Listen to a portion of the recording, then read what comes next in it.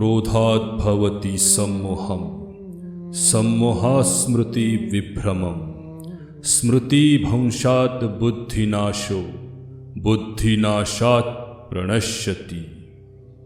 कहते हैं कि क्रोध से मनुष्य की मति बुद्धि मारी जाती है और बुद्धि का नाश हो जाने पर मनुष्य खुद अपना ही नाश कर बैठता है।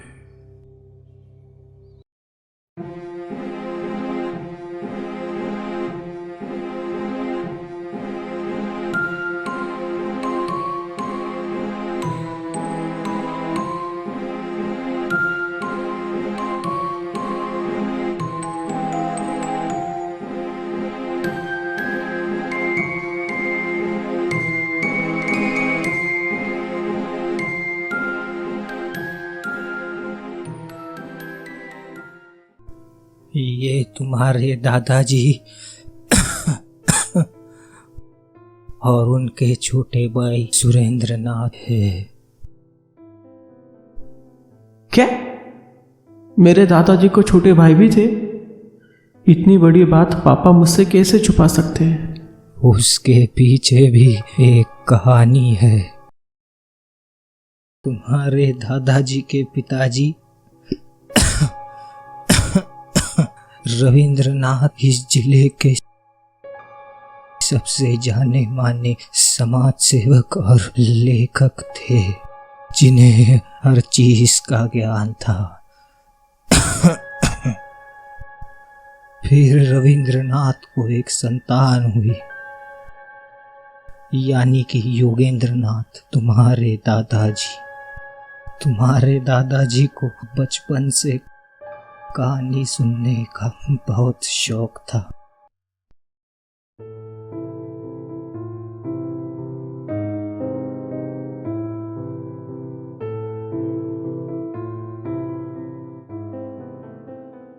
तो फिर कोई उसे हाथ क्यों नहीं लगाता? क्योंकि वह शापित है। शापित? मतलब दादाजी? अगर उसका गलत इस्तेमाल हुआ तो उस गलती की सजा उसकी आने वाली हर पुश्तों को भोगनी होगी। चलो, आज के लिए बहुत हुआ इतना, सो जाते हैं।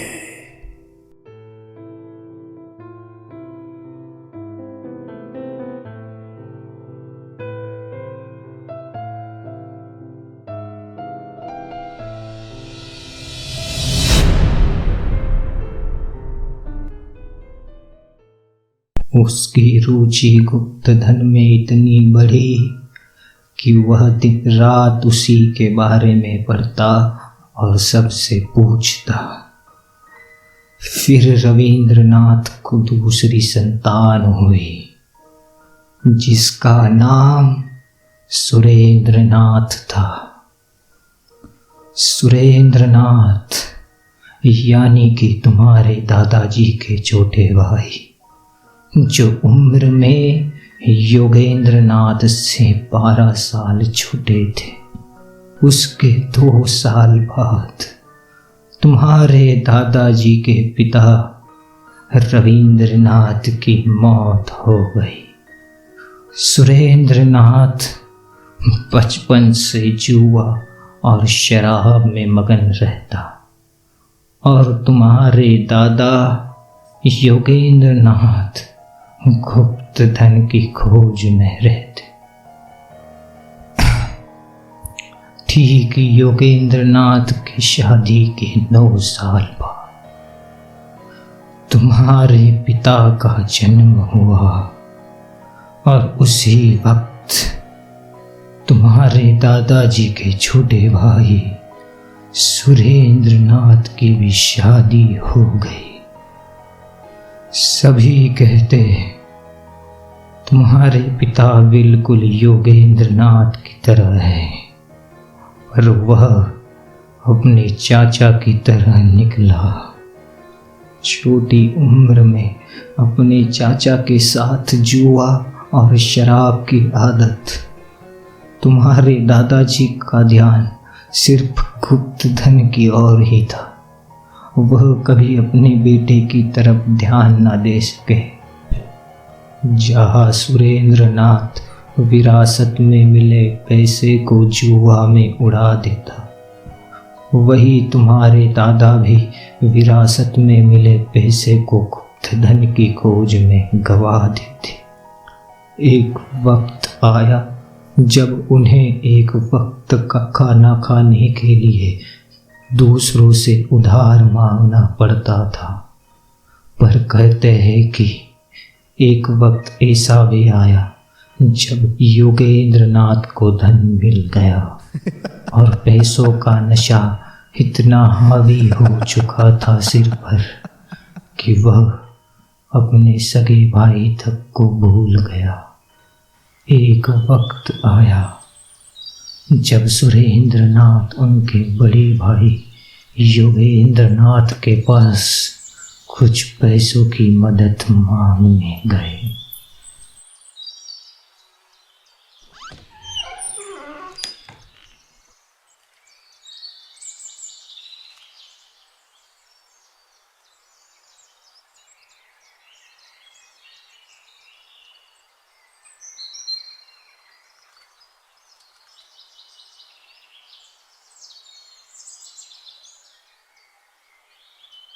बोल। भाई साहब, पैसों की जरूरत थी।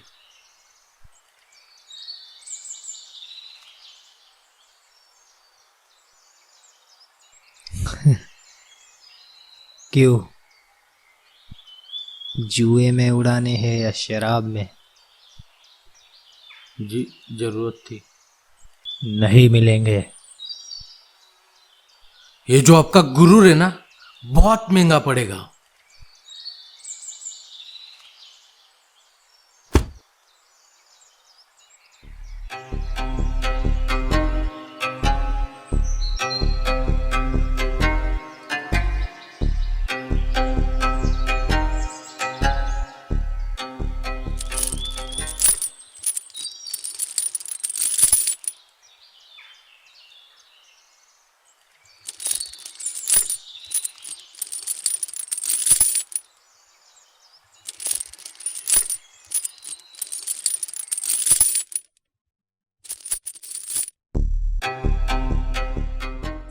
तेरी यही औकात है। कुछ ना मिलने का सदमा कुछ ऐसा लगा सुरेंद्र नाथ को कि वह दिन भर शराब के नशे में धुंध रहता। धीरे धीरे उसके अंदर का जानवर बाहर आ रहा था और तुम्हारे पापा के शौक और आदत की वजह से योगेंद्र नाथ काफी तनाव में रहता था। सोचा कि सतीश की शादी कर दे तो जिम्मेदारियों से भाग नहीं पाएगा। तो तुम्हारे पिता की शादी हुई और उसके 1 साल बाद तुम्हारा जन्म हुआ और अचानक से तुम्हारे दादा की तबीयत बहुत खराब होने लगी। वहीं से उनकी बर्बादी शुरू हुई। तबीयत बिगड़ने लगी, खून की उल्टियाँ।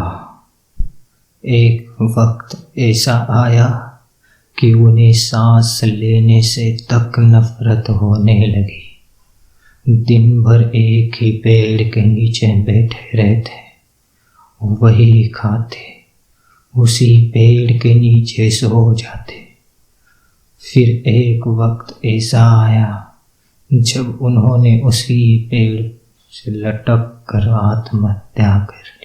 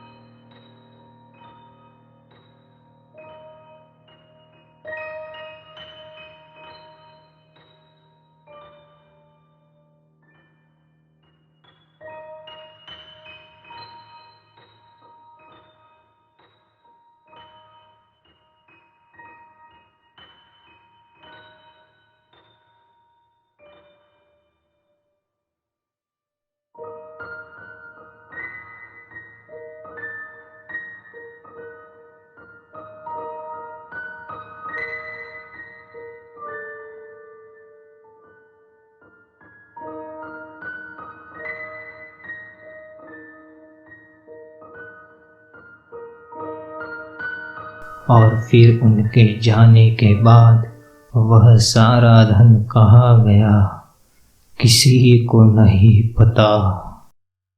बस यही कहानी थी।